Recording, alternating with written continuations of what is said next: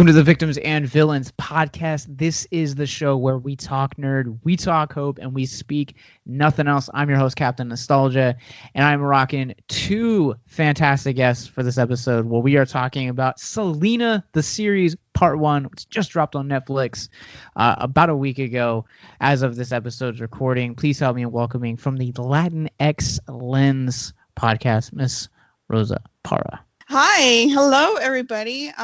Thank you for inviting me and having me back. Looking forward to this episode. Yeah, this is something I feel that's a little bit more in your wheelhouse. The last time we had Rosa on, she did the independent witch horror movie, The Curse of Aubrey Earnshaw. So wherever you guys get your podcast, go check out that episode and hear a little bit more about Latinx Lens podcast. And also at the same time, go check out them. The links will be in the descriptions below, wherever you guys are currently streaming this episode. And my second guest for this episode is the president of Geeks-under-Grace and a Twitch streamer. Please help me in welcoming Mr. LJ Lowery. Good to be back. So I got to be honest with you guys. No one else outside of our staff knows this, but this is actually a bittersweet episode for Victims and Villains because this is the last time that we'll be talking nerd, talking hope, and speaking nothing else. When we come back for Tuesday for our 350th episode celebration, we have some major surprises and some just kind of really awesome visions for the future. And so this is the end of an era, so to say. That's awesome. Oh, wow. But yeah, so it's cool. It's cool to have you guys here to kind of do that. LJ's been a friend of the show for a little while. He had unfortunately experienced the suicide pact of his parents and dog about 10 years ago, right? Yeah. And he shared that at the beginning of last year. He actually shared that journey and that kind of how it impacted him. And that's another episode I would suggest you guys going to check out and listen to. But the last time that Rosa was here, she actually suggested our listeners go check out this movie called Salt of the Earth. It is a 1954 independent movie that basically is kind of just depicts the Latin experience, for lack of a better word. And so we're going to be talking about that movie before we get into Selena. But Rosa, this is a movie that you suggested for us. And for listeners that might not have heard our first episode with you, why is this such an important film to watch? Yes, and you have no idea how much I appreciate that you actually took my recommendation into consideration. You went forward to watch it because it to me, again, the Latinx experience and our representation and contributions are very much underrepresented in the industry. And to me, when I found out about this movie that was made back in 1954, depicting our experience, yet not many people know about it, was something, it was a bit heartbreaking because not a lot of people know about it. So it's known to be the first movie ever to depict the Mexican-American, particularly, experience with Mexican and Mexican-American actors.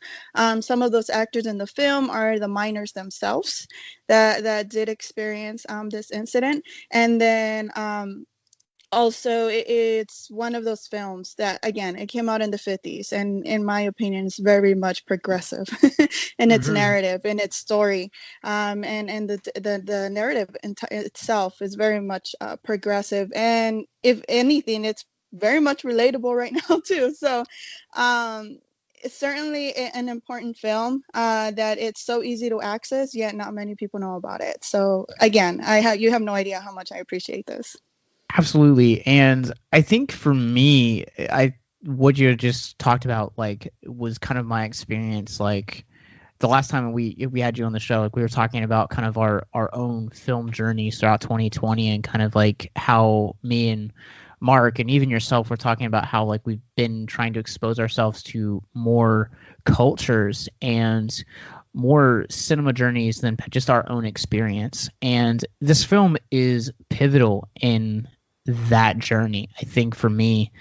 And it is really tough and really heartbreaking to watch in certain scenes. There's a scene where so basically the premise of this movie is miners that are Mexican American, they basically want equal wages, the same as Americans, and they just kind of eventually lead to picketing for rights, and then just basically wanting to have equality.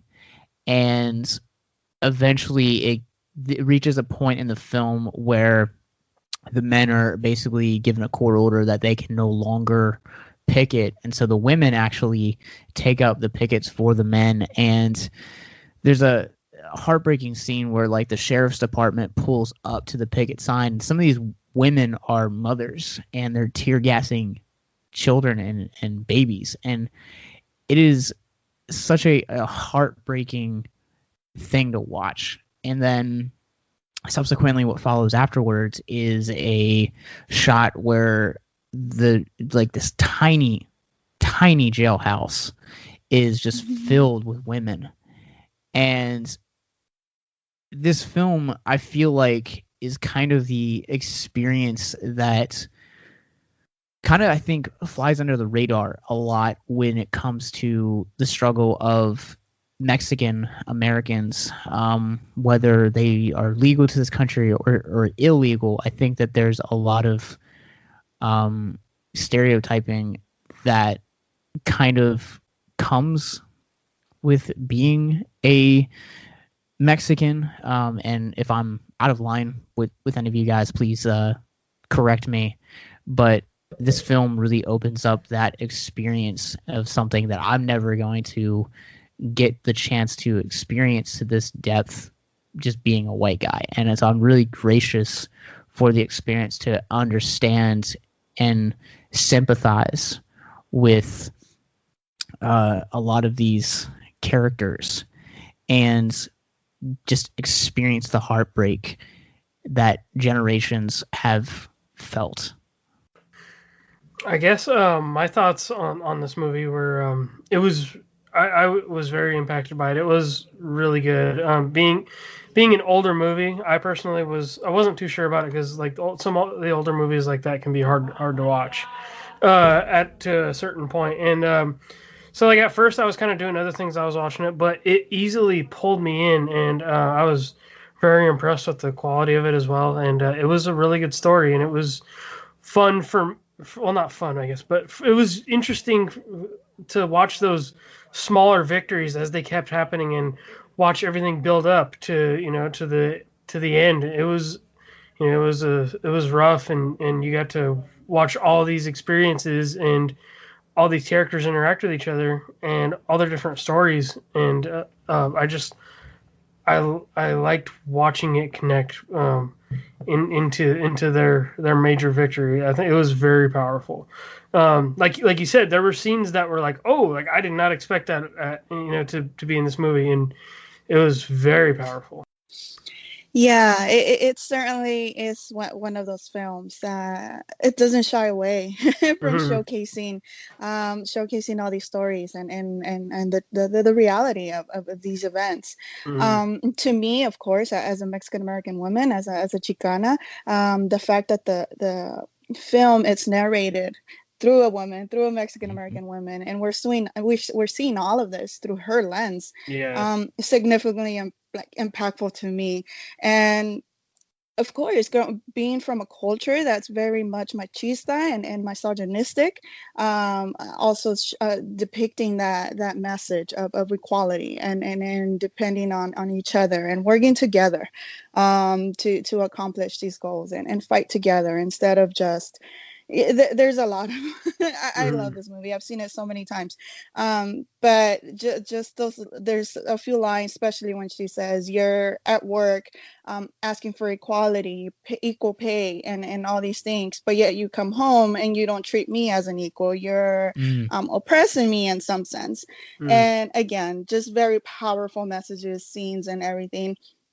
And just to bring it back to what you were saying with stereotypes and everything, Unfortunately, the Mexican American experience itself, it's rarely, very, very rarely depicted.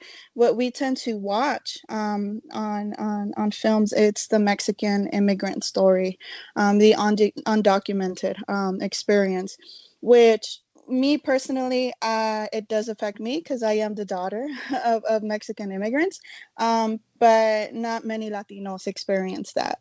So me being born here, I never had that fear of being deported or just any experiences that undocumented people. I don't like to call them illegal. I just say undocumented because to me, the only thing they're missing is just documents. Right. Although That's I fair. understand that their actions are illegal, I understand. But when I say illegal, it makes me, I feel like I'm saying their existence and their existence is illegal, which I have a really difficult time saying that. So I just refer to them as undocumented. Um, but yeah, the Mexican American experience is very, very rarely depicted. And whatever little we have seen, it's through the Chicano, the East LA experience with Blood In and Blood Out, with American Me, and then all these depictions. So to see something that's not in East LA that takes place in New Mexico, and it has to do with mining and the miners and what they experience was also refreshing to watch. And the production of the film, another reason why I highly recommend people to watch it. It took a lot. It went through a lot of obstacles for it to get made. They even let the lead actress, I don't know if you guys recall the last scenes of her just close-up shots. Those were taken in Mexico because she got deported during production, because they were attempting to stop the production of this film because it was just too progressive for Hollywood at the time. So it's, again, a film I highly recommend watching, and I do appreciate that you guys were able to see it. And I think you talked about this the last time you were here too, that once the film was actually released, it was like met with a great deal of controversy. It was kind of almost like art like imitating life, where on the screen you have people protesting for equality rights, and then outside, I believe you talked about the fact that this film also got picketed and protested for its progressive nature. Yes, it did. In fact, they were labeling it as a communist propaganda. Wow. Because it was made by blacklisted filmmakers. So I guess that automatically makes it a communist propaganda.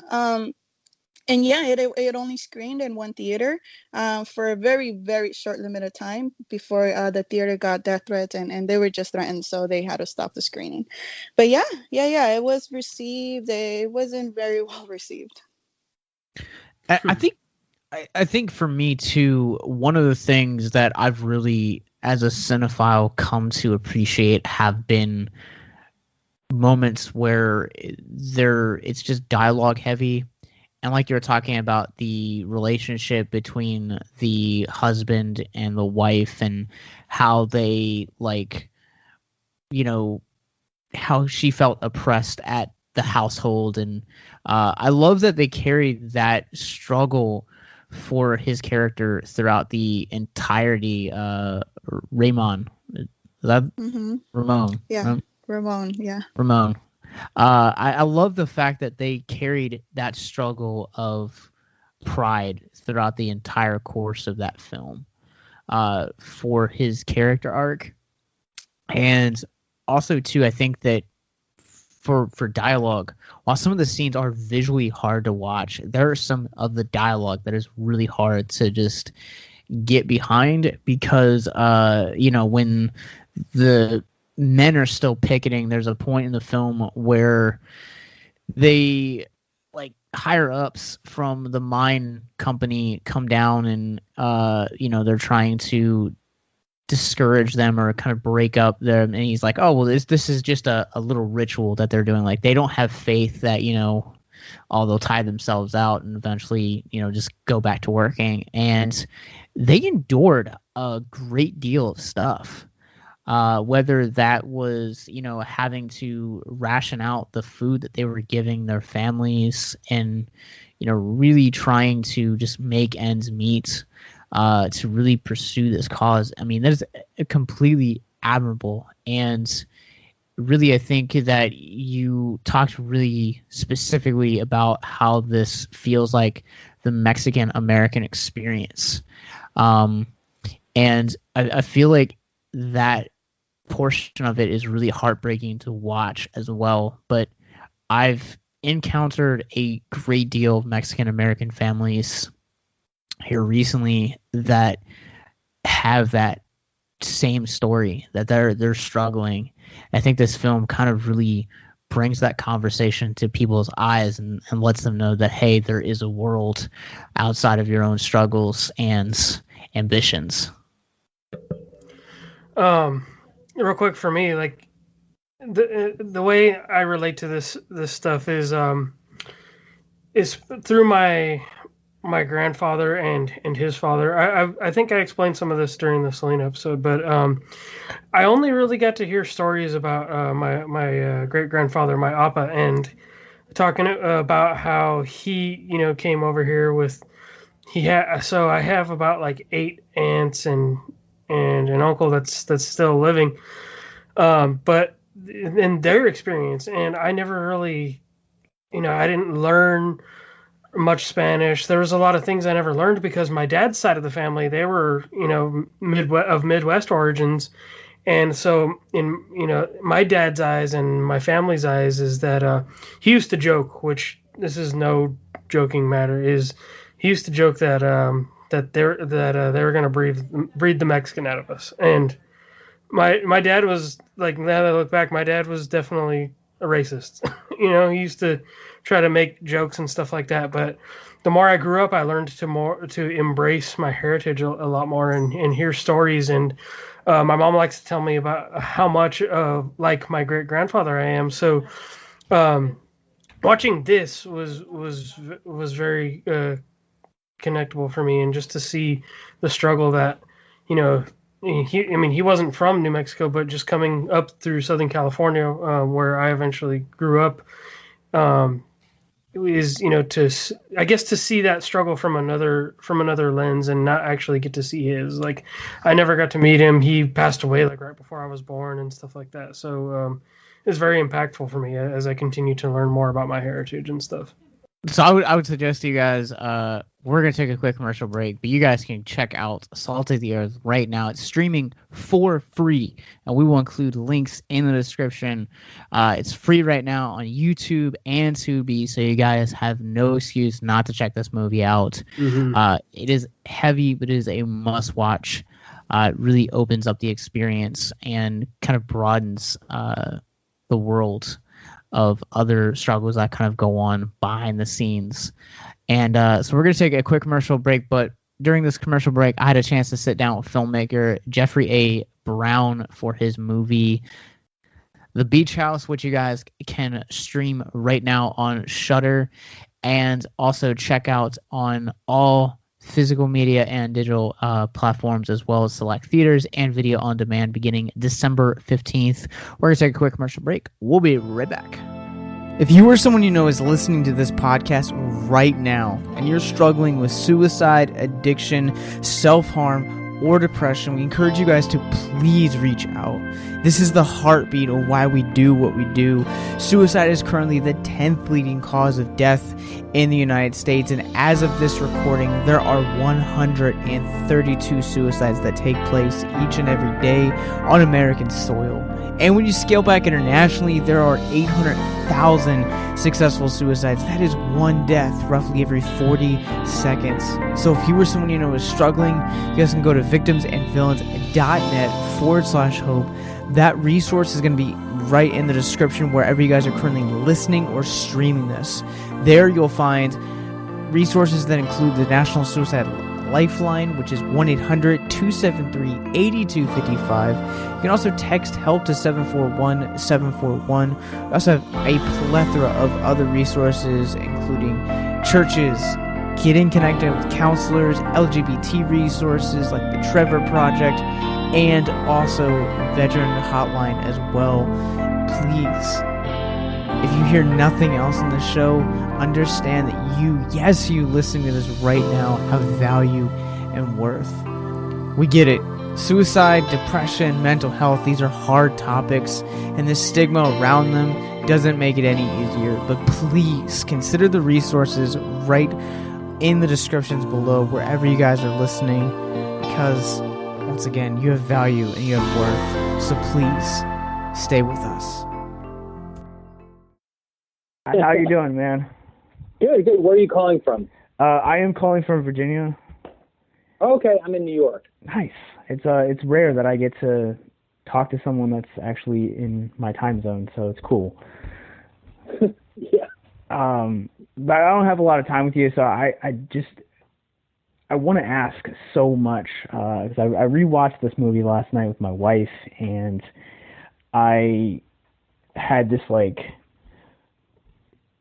The Beach House is a very interesting film, because I feel like the first time I watched it, like, I missed so much details, and rewatching it, like, I had this, like, newfound respect for it. And it's now streaming on Shudder. It's getting ready to hit the theater circuit, the physical media, and then VOD. So if people don't have Shudder, they can check it out. But my first question that I want to start with is the character Emily has. There's a scene between her and Mitch and Jane and her boyfriend Randall, and they're all sitting around the dinner table talking, and she's starting to explain what astrobiology is. And I'm curious if there was a pre-fascination with that subject particularly, and the movie was actually kind of built upon that, because that scene is very kind of key to what happens later. No, actually, it kind of the movie had a long gestation for me, and it kind of changed direction a couple times and accumulated details and information as I kind of rewrote it over the years, and it would reflect my interest at the time, and I became very interested in astrobiology. Kind of when looking into the origins of life, what she says, the origins of life on Earth, and like that moment, she says it in the movie, and I don't mean to quote my own movie, but where chemistry becomes biology is a process called, it's abiogenesis, where it's like life coming from non-life. And so if you think about organic matter coming, it's like basically like if a rock gave birth to a bird, it's something like that, where you have inorganic matter that becomes organic matter, and that's one of these things that they haven't quite figured out is how that happened on our planet. And as technology increases, we find new ways to kind of explore those kind of avenues. But the bottom line for me with the movie was to see something that I hadn't seen in a movie before. And I love science fiction, and I love all movies basically, but I really love horror and science fiction. And the science fiction throughout history, it kind of evolves with what we know about science, and that's why in the 50s you have so many movies where the creatures are mutated by atomic energy, because people were freaked out by it. It's like them. It's the byproduct of some sort of experiment that went awry, and these aspects of science are newer. They are, I would say, 20, maybe 30 years old.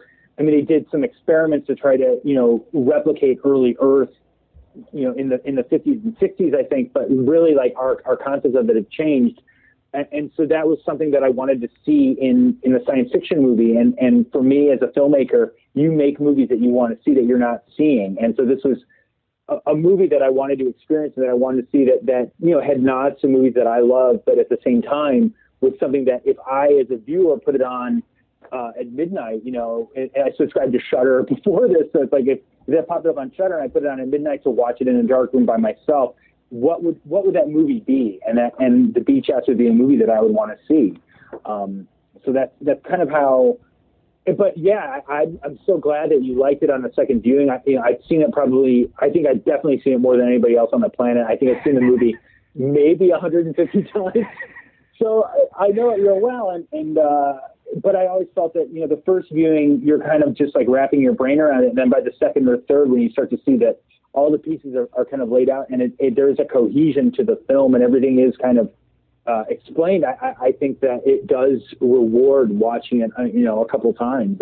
And I'm glad that you found the same. I feel like I won. Yay! The film uses foreshadowing really well, and obviously, what ends up happening has to do so much with water. And I think the statistic is something along the lines of like there's only like 5 to 10% of the ocean that we actually have explored, and whether it is the credits opening up or just these intentional like shots that get set up of the beach, or someone washing their hands, or turning on a faucet, or just drinking, and there's like little like narrative tidbits that kind of like ebb and flow out of it. And one thing too is that I noticed probably about like by the time the film gets to the third act, even the score ebbs and flows like waves, coming into the shore and then retracting, and it's so well done.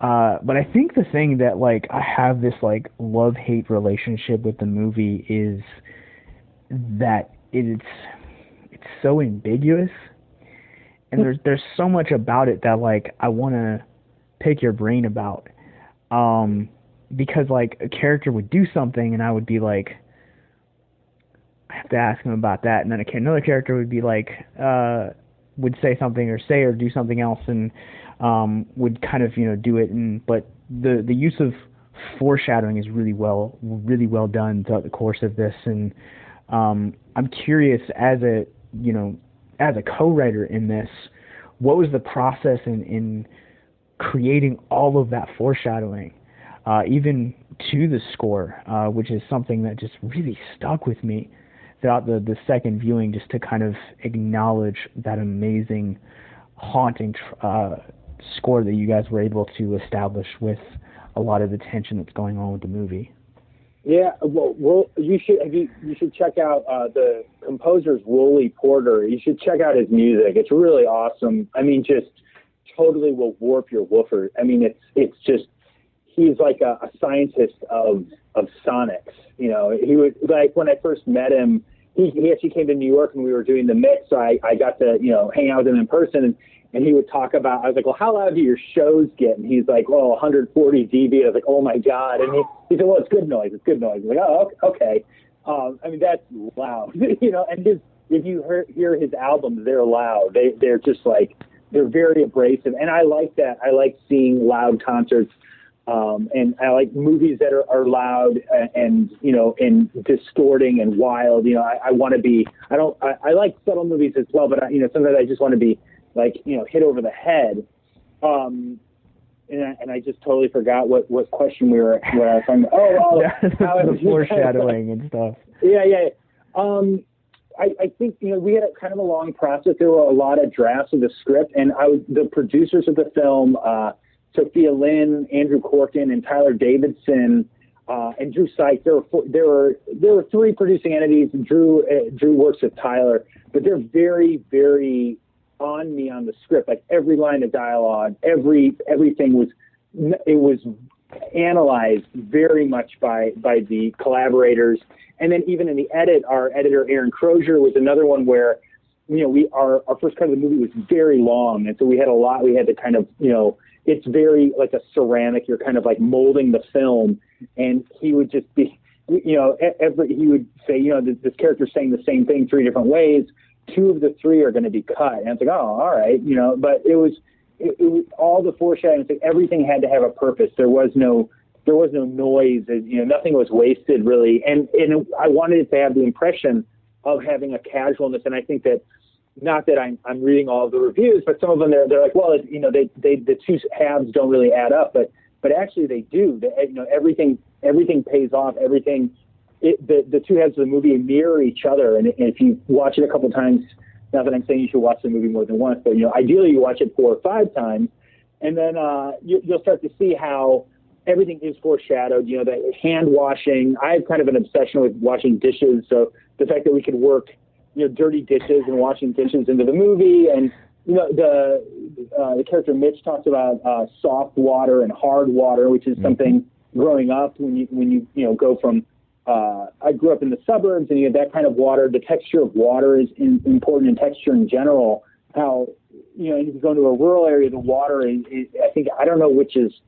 I can't remember. I think soft water is if you're in a rural area, and then harder water is more city.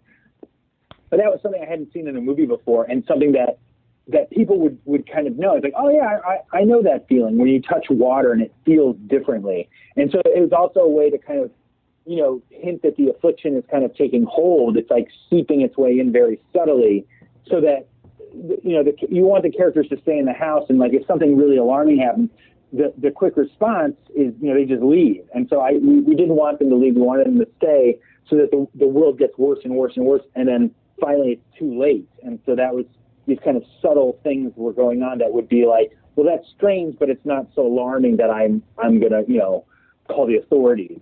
It's so like soft water was something that I wanted to, that I thought was one of those things. Again, like I said, like I picked up a lot of the depth that this movie has on a second viewing, and I love that, like, there's so much, like I said, like ambiguity to this. And I think I just made up a word, but it's okay. Listeners will forgive me. But I think one of the things that you walk away with from this experience is, like, you just want to, like, process what it is and talk about, and then, like, question it and theorize about it. And I think that that's the signs of a great movie. And both of my viewings of this movie, I had, like, the same exact question that I just couldn't kind of escape. And the characters Mitch and Jane have, like, really no ties to, like, Randall outside of being, like, dad's friend. And so I'm curious, like, what was it about that dynamic in the script that they weren't, like, that wasn't like a family dynamic, but it was like friends of the family?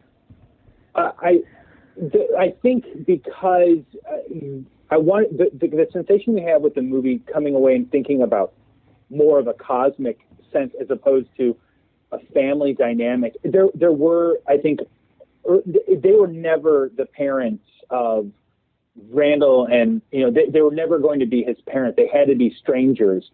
So at one point, and also I think if you watch the movie for the first time, I also wanted the audience to think that, oh, maybe this is going to turn into like a creepy neighbor movie. Like, I didn't want the viewer to know exactly where the movie was going to wind up. And so having them be strangers, but familiar strangers, I think was part of it. And also, I wanted a bit of a dream logic. Like, when you have a dream, you might have your third grade teacher that you haven't seen in 20 years might pop up. Or in my case, it was going on a vacation with my parents and having their friends that we would never see again. Like, and then for some reason that person pops up in one of my dreams that I barely remember from the time I was 10. So it's like, that was what I wanted them to be. I wanted that sense of familiarity, yet they're not familiar. They're alien in a way, so that was why they couldn't be their parents. And also, I think if this does have, and that's what happens in Color Out of Space, which is they are a family, kind of going through the same thing, and it has a different dynamic, deeper in some ways. I didn't want the movie to be about that. It was not going to be about a family facing this cosmic affliction together. It was about Randall and Emily facing it, and the other two characters were just a way to kind of explore some ideas that through conversations you have with the people that you don't know, which is something that I wanted. And so through that way, then the characters can talk about themselves a bit, and you get to know Emily, her background, and Randall's background, and kind of how they, how we got to this point. And it is about the movie starts with, as if creatures are coming from the beach. We start on the water, and then we end with the humans coming to this absent place. So there's kind of a mirror of what's going on later in the movie, just kind of inverted at the beginning of it. That's awesome. Yeah. So, all right. Yeah. Now I have a deeper appreciation for this movie again. Thank you so much, Jeffrey, for taking some time out of your busy schedule and answering some questions for our listeners. You guys go check out, almost say Color Out of Space because of how you answered. Please go check out the Beach House right now on Shudder. You guys can pick it up on Blu-ray, DVD, video on demand, and in select theaters beginning December 15th. So thank you so much, man, and have a good holiday. Thanks, Josh. You too. Stay safe. Yep. Bye.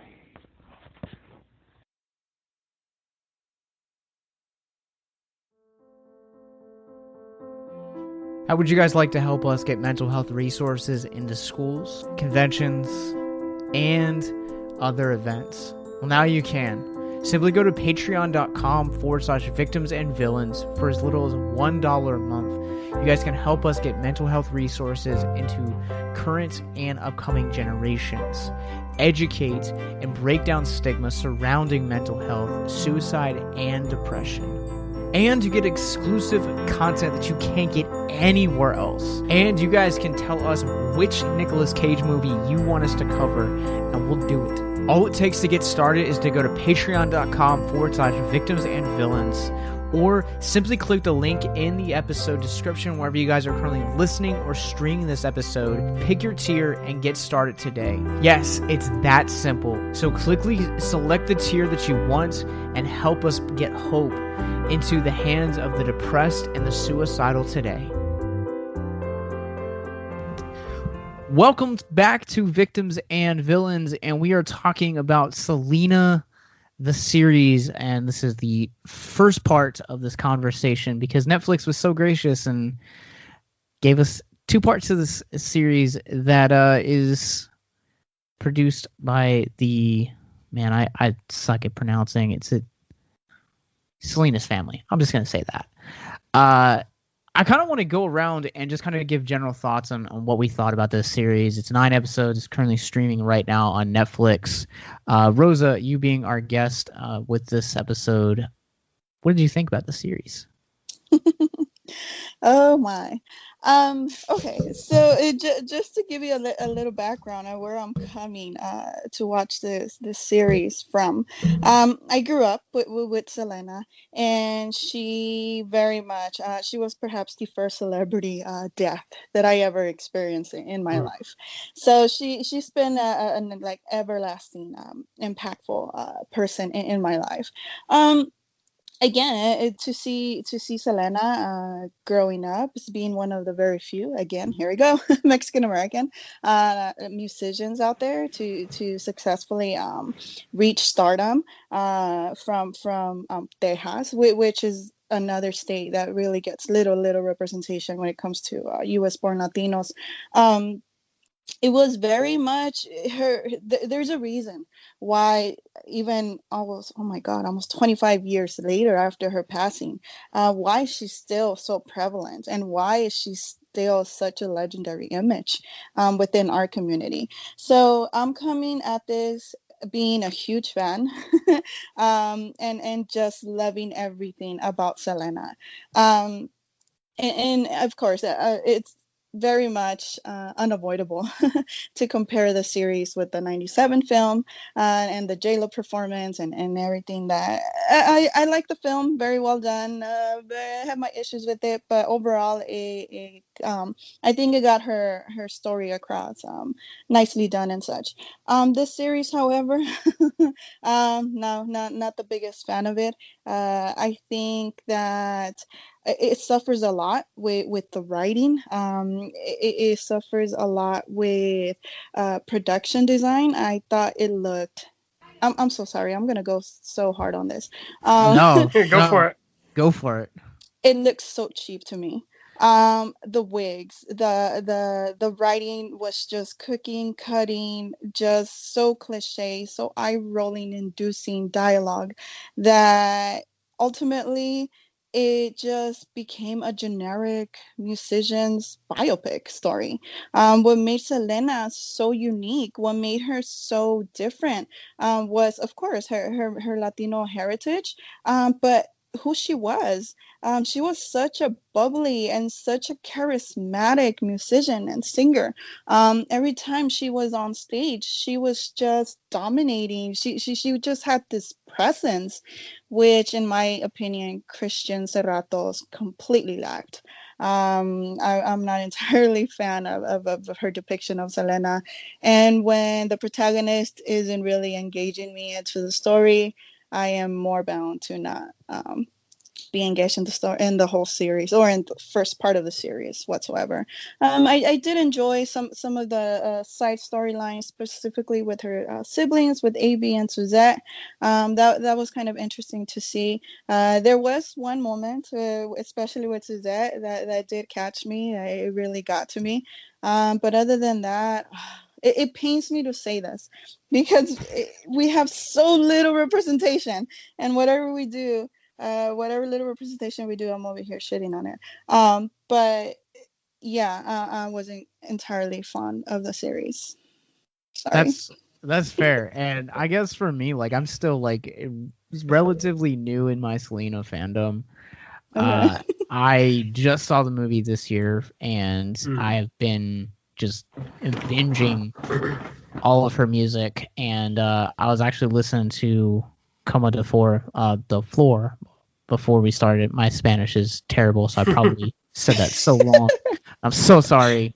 But before we kind of continue on, here is a interesting fact that it connects the 97 movie to the Netflix series, and that is actually the mother, Marcella.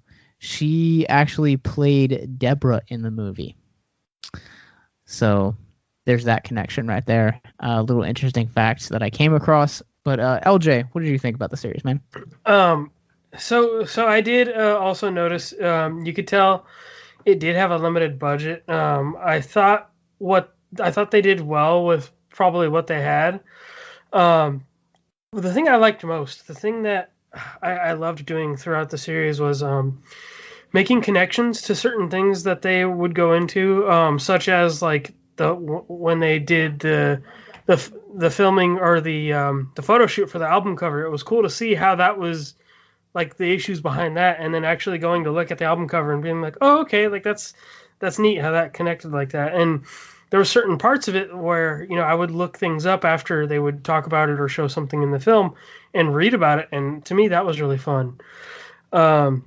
Another thing that I got this through watching with my mom, or else I would never have got it on my own, is that apparently the era of clothing and the time periods were so on point, because my mom would be like, oh yes, that was popular to wear back in the day, or yeah, this music was popular, and all this stuff, and she was able to connect all of the narrative to the time period so well that I found it fascinating that it seemed like they had done that so well in a lot of ways. And what I also loved about it is that they went into so much more detail, and it kind of made me realize, like, I mean, I don't know how necessarily accurate some of these things that took place are or whatever, but I'm sure if the family had something to do with it, then yeah.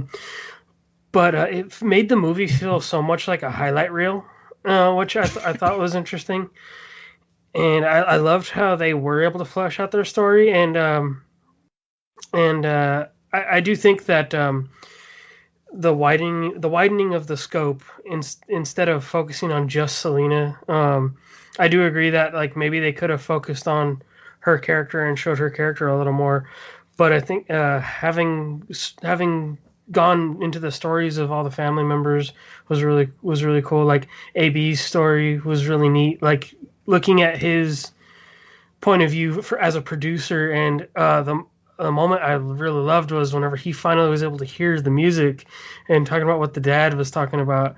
And Oh, it was that moment was cool. How he would connect it all and just come up with songs. The last thing, it took some growing on me. I really did not like the dad for a long time. I don't know the actor's name. I really wasn't a fan because he felt like such a modern dude trying to play this like old school, like, Mexican, and it took some time to grow on me because I also think I just really like Edward James Olmos, and so it was hard to like detach myself from it. But the more the show moved on, I grew to appreciate his character and his portrayal a lot more. So yeah, those are my thoughts. All right, so I'm kind of a little bit of both of your camps. I agree with Rosa that Christian Sartos really, I haven't felt like I've connected with her right. the way that I connected with Jennifer Lopez in the movie, and it seems so unfair to compare the two. But I think naturally that's always going to be a point of conversation. And I'm coming at this more from a Jennifer Lopez fan because as I was growing up, like I grew up on J-Lo music. So, Jenny from the Block and On the Six and stuff like that, like they were playing in on my like VH1, like radio stations, like MTV, like that was always something that was constantly there. Like, and I grew up with like her rom-coms as well, so like she holds a very special place in my heart, and she just absolutely just annihilates the performance in that movie, and I think that she's one of the strongest performances in that movie. So like production design wise, my wife and I were watching this, and it gets worse the deeper into the show you get. Mm-hmm. It's the green screen's really bad, and then the car scene. Oh, the car scenes are so terrible. Yes. Like I don't know. Like I enjoy the fact that a lot of the side characters that were in the movie got to be fleshed out. Like I didn't really connect with characters like Suzette or like AB in the movie, and I feel like I got to do that a lot more in this series. And whereas in the 97 biopic, it is really focuses on the relationship between Selena and Abraham, which at the core of like her success, like that's what it should be. And I feel like that's kind of where this series lacks, is that it doesn't take the direction necessarily that it needs to. Like I found myself most compelled by the AB storyline throughout the entirety of these 9 episodes. I just think that Gabriel Cavaria, I probably mispronounced that name. I'm terrible at names. Again, apologies to listeners. And to Gabriel, if you happen to come across this, you are probably the best performance in this entire show, which is sad because I feel like for a show about Selena, you should be focusing on Selena. And, I understand that my theory is and hope is that we're spending these first 9 episodes really focusing on the family dynamic. So by the time that we get to the later portion of her career, which is kind of solo, really where she's skyrocketed, we'll be able to feel like this is more of a Selena biopic show and not just Selena Los Dinos, which is kind of really what this first season feels like. It feels like this is their story and their family dynamic. And also, I really hate to be that guy, but I was just not a fan of the actor like Chris in this. I feel like him and Selena just did not have any chemistry whatsoever. Yes. That was the most disappointing storyline in this series. I mean, I unashamedly admit I'm a big romantic person, so I was very much anticipating the love story between Selena and Chris Perez. Yeah, completely non-existent, no chemistry, nothing at all, and it was, oh my God, I'm so disappointed. Yeah. No chemistry at all. And there were, even though we already know, um, because I did an entire several episodes on this series, but even though we already know what's gonna happen, we already know the outcome of this story. It doesn't necessarily mean it has to feel this way. It shouldn't have to feel like it's lacking essence, it's lacking like a soul, it's lacking everything that Selena was. And I guess I'm coming at this because I just recently binge watched The Crown season 4, which also has very much with characters we are very much familiarized with, and we already know the outcomes of some of those stories, including Charles and Diana. So, but yet that show was able to keep me engaged and keep me not guessing, but keep me entertained, and it hooked me. And ironically, they're both from Netflix. That I'm pretty sure all of it has to do with the writing, and of course the production and the editing and how they decided the narrative of this series to go. But yeah, to me personally, my standout performance was from 8-year-old Selena. That little girl was just on one episode, yet she, in my opinion, is the highlight of the whole series, just from one episode out of 9. So it's very much unfortunate what's going on with the series, but you know what? I'm not gonna lie. There were some scenes I very much did enjoy. Particularly Suzette. I was perhaps more invested in her love storyline than I was with Selena and Chris, which unfortunately should not be the case. But yeah, Suzette and I very much appreciated the especially that little storyline she had with the fan and the drummer and highlighting the importance of female musicians. That very much that did get to me, and I was like, oh my god, this was such that scene. I have to admit, I did get a little teary eye. I am so glad that you brought up that specific scene. Me and LJ were texting back and forth while we were watching the series, and he finished it way before I did. And I reached that point, and I was just like, dude, this drummer scene. And I just sent like the crying eye emoji face like 6 times. And I feel like that's a good kind of spot and like a scene specifically to kind of like pivot into some of the more mental health aspects of this series. And Suzette is definitely kind of the point of mental health, I feel like, that a lot of us can probably relate to, where in the beginning she doesn't really ever want to be a drummer to begin with, and then throughout the entire course of it she just never thinks that she's good enough.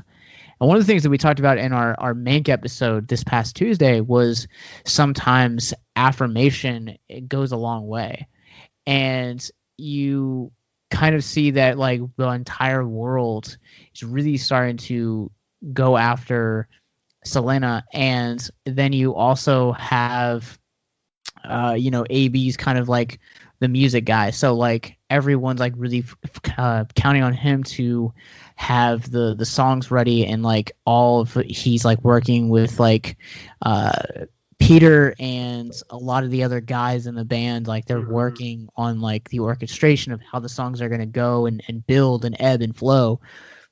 And Suzette is just kind of the odd one out almost, not necessarily. And I feel like I related to her character most because I know what it's kind of like to be the black sheep at a family gathering or a group of friends, and like some of my best friends, like they're into video games and anime, and so they get talking about it, and I just kind of feel like the odd man out.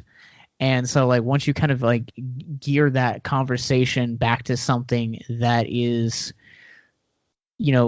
can include everyone, but that moment of validation really felt like to her it was this moment where she felt include it. And I feel like that is a vital information. It's just a vital, pivotal moment that everyone needs to experience in their life. I wouldn't necessarily say daily, but at least weekly. So when you're talking about the mental health aspect of it now, it really, I like the way they went and kind of handled all the family story arcs. It's very much the mental health aspect of it, very much how each of them is handling the situation, and even all the way back to Abraham.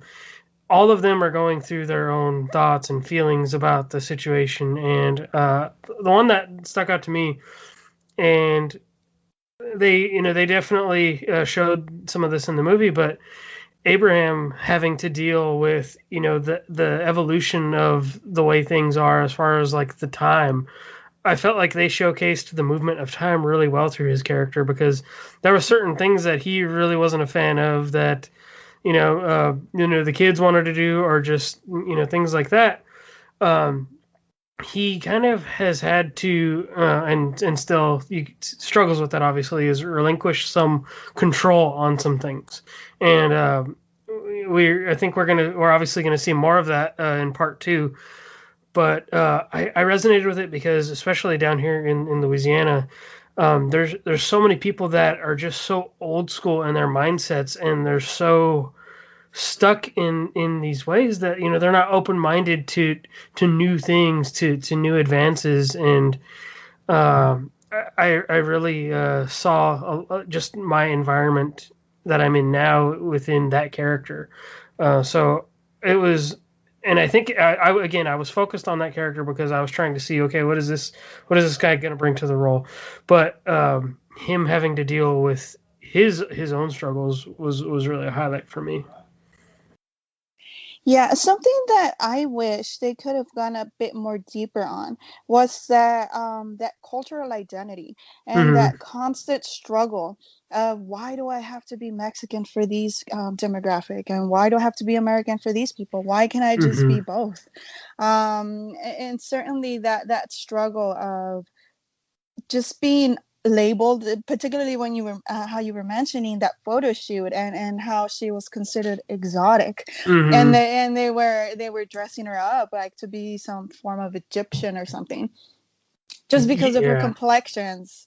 And I just wish they could have gone a bit more deeper on that, because I'm pretty sure they do slightly in the film when Selena, again, they stereotype her and assume she has no money, so the lady in the dress shop doesn't want to give her the dress for her friend to try out, which is the friend who plays the mother in the series. Those microaggressions, Yeah, so I would have loved for them to go more into that, because I'm pretty sure she must have had to go through so much, particularly with that double, just being raised in a double like a bicultural environment.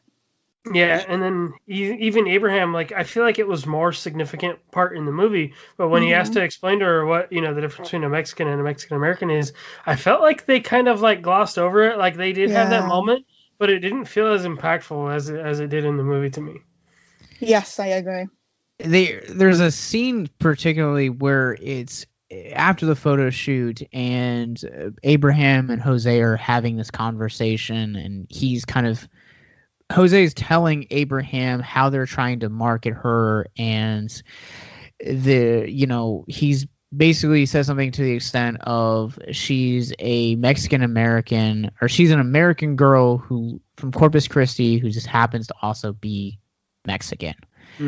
And I think it's always funny, or not funny, I guess interesting is more a word, and I guess I want to get your guys' opinions on this.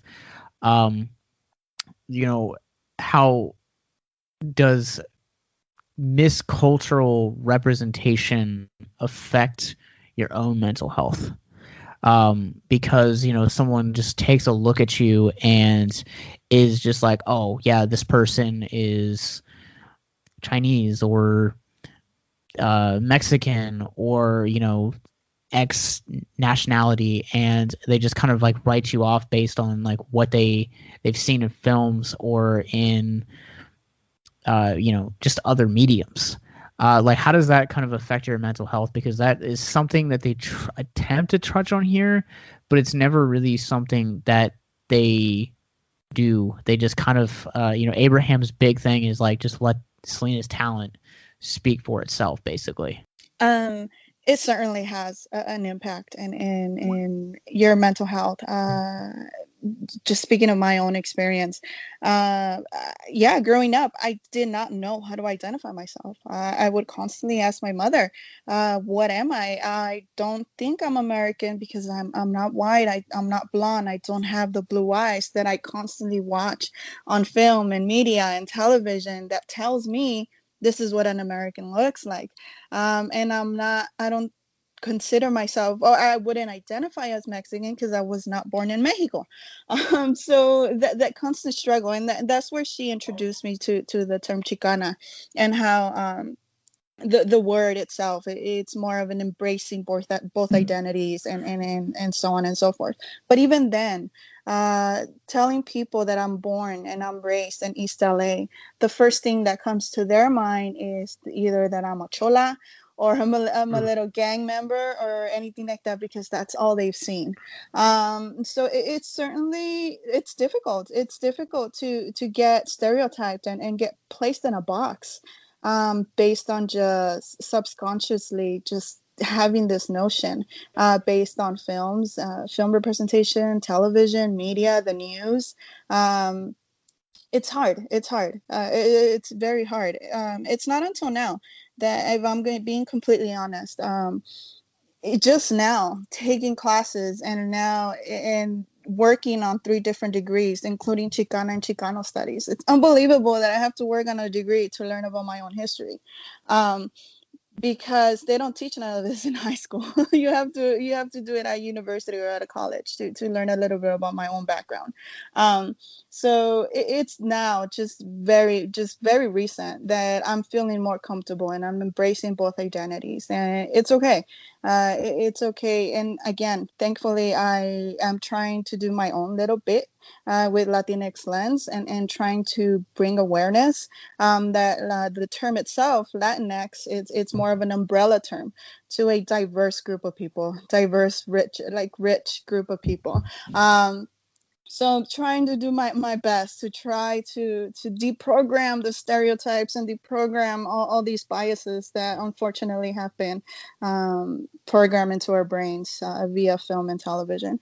But no, it does affect you mentally, because at one point you do feel invisible and you do feel like, well, TV and is telling me I can only be a bad person because that's the only way people that look like me have been represented on screen. So you are limited to how ambitious you can get in terms of career oriented goals or anything like that. So it certainly does mess. It messes a lot with your brain, but we're still working on it.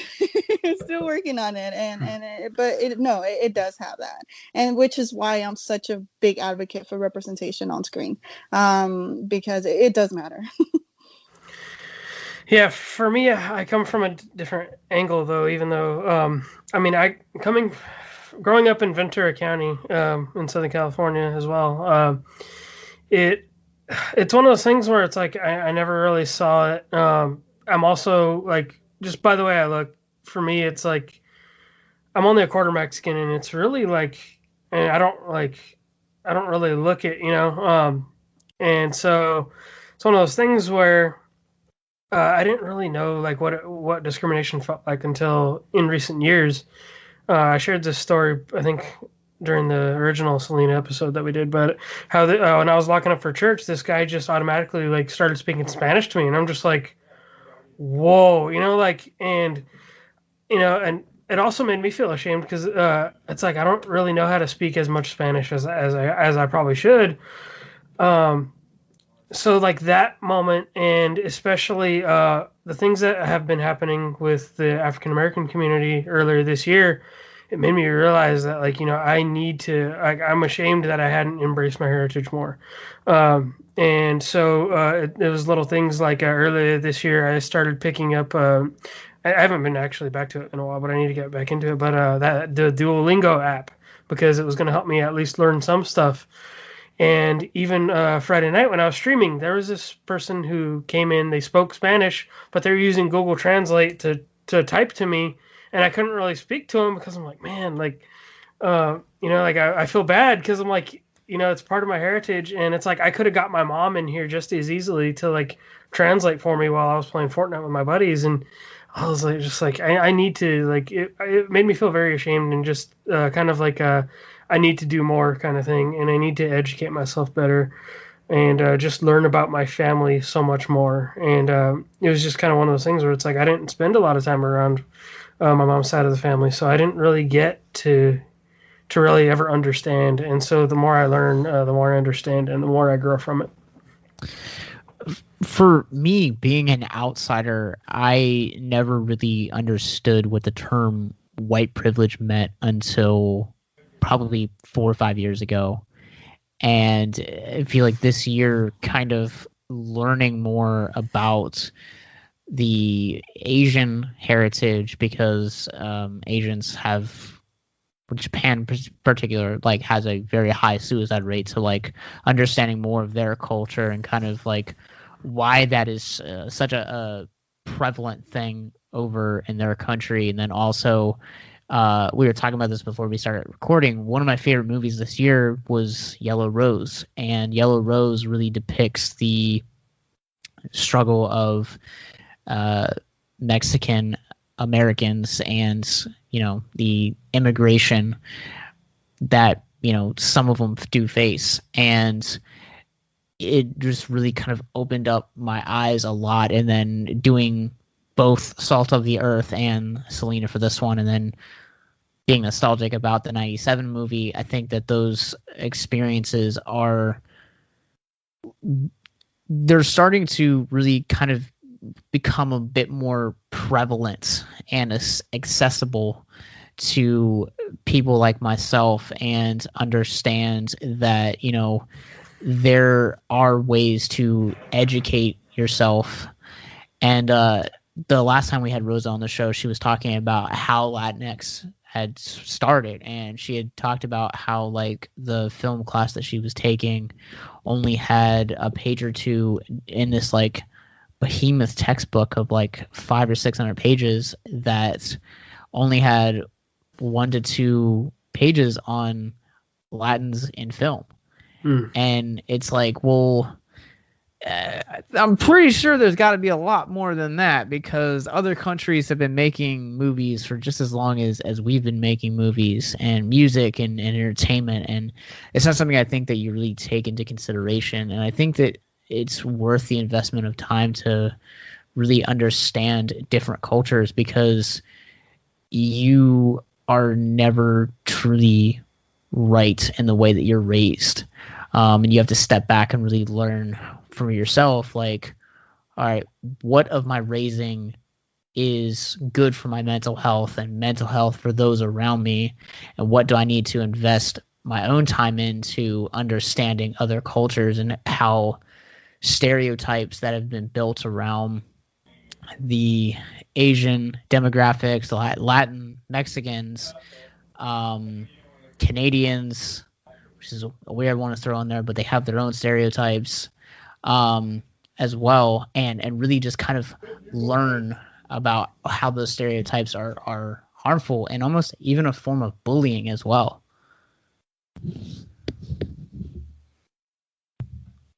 Yeah, it's it's a learning process, because even within us, and what I mean, like the Latinx community, for the most part, when you say Latino, when you say Hispanic, the first thing that comes to your mind is probably Mexican, brown Mexican.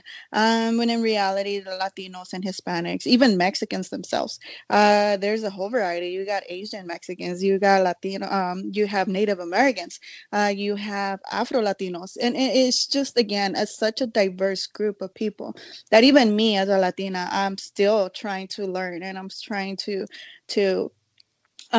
just learn as much as possible, try to meet and try to read and try to just expand my knowledge and expand my perception, and try to put myself or view things through different perspectives, because that helps out a whole lot when you view someone else's experiences through their perspective. When you get that thorough knowledge of what that person has gone through and why they're doing what they're doing and their motives and everything, you certainly become more of a compassionate person, and it helps deprogram those biases and stereotypes because you just get to know that person personally. Yeah. And I think with understanding and opening yourself up to movies like Selena or Salt of the Earth, you're testing your own biases as well, and your own discrimination and even upbringing, because I know that like some of the stuff that I was raised around, like this year I've had to unlearn a lot of those things, because like you never really know or understand how the environment that you were raised in affects you mentally until you are tested and go up against it, something new. Yeah, being a leader in a ministry and just, I mean, in an organization in general, is I had to unlearn so much and to kind of, figure out what I can do to be there for the people in my organization. And so I had a lot of unlearning to do as well, just like you have in a lot of other ways as well. Well, I think that's going to wrap it up for us here on Victims and Villains, and talking about Selena-the-series. Tweet to us at Victims and Villains. Let us know what you guys thought about it. If you guys are for us or against us, let's have a conversation. But speaking of social media, where can people find more information about Geeks Under Grace? You can find Geeks Under Grace on Twitter or any social media platform. You can check out the website, geeks-under-grace.com. But you can find me on Twitter at WarHeroLJ, where I post a lot of my content from there, and also virtual gametography. And where can people find out more about the Latinx Lens podcast? Sorry, there's an ambulance going by. That's okay. fair.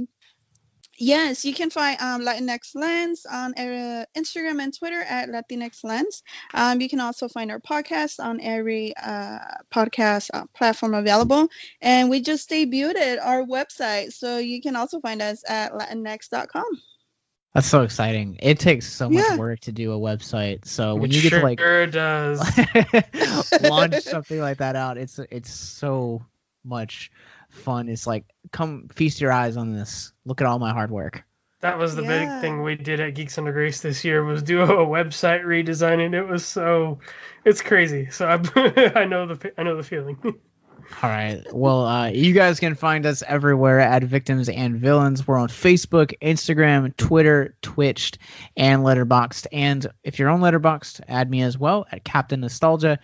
But you guys can find all of that stuff at victimsandvillains.net. Speaking of websites, you guys can find all of our social media, past episodes, movie reviews from myself and a plethora of other phenomenal writers, as well as, most importantly, our suicide prevention resources.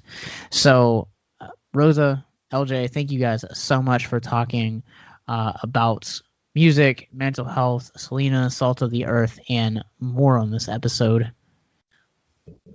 Thank you. It was a pleasure to be back. No, thank you for the invite. This was good. Thank you. Hopefully you have more nicer things to say when part 2 comes back. So we'll see. One last time, remember to keep talking nerd, talking hope, and speaking nothing else. We'll see you guys this Tuesday with a special 350th episode celebration. Have a good one, guys.